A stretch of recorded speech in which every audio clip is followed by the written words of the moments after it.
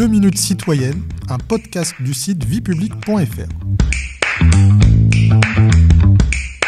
Bonjour, je suis Bertrand, rédacteur pour le site viepublique.fr et je vais vous présenter les principes d'indépendance et d'impartialité de la justice française. L'indépendance et l'impartialité garantissent aux justiciables que l'acte de juger sera seulement déterminé par les arguments du débat judiciaire, en dehors de toute pression ou de tout préjugé. Alors en quoi ces principes consistent-ils ?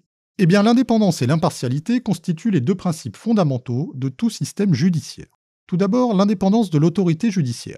Celle-ci est consacrée par la Constitution de la Ve République. Elle résulte non seulement de la séparation des pouvoirs, mais encore du statut des magistrats qui les met à l'abri des pressions ou menaces hiérarchiques ou politiques qui pourraient peser sur leurs décisions.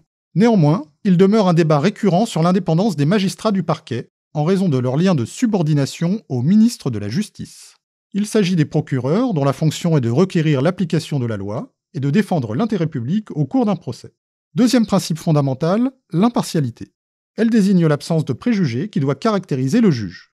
En ce sens, l'indépendance concerne plutôt les rapports du juge avec les autres pouvoirs et constitue une condition nécessaire de son impartialité dans ses rapports avec les justiciables.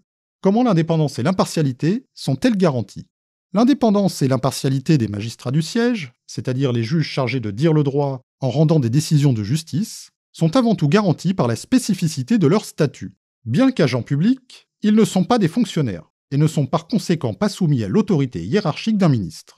Ils sont inamovibles, c'est-à-dire qu'ils ne peuvent recevoir d'affectation nouvelle sans leur consentement, même en cas d'avancement, et leurs décisions ne peuvent être contestées que dans le cadre d'un recours.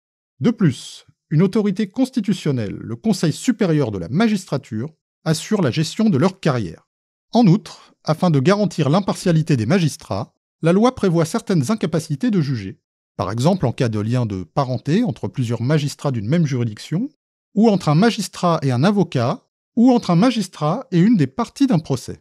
Il existe également une procédure de récusation permettant aux parties de mettre en cause la partialité suspectée d'un juge.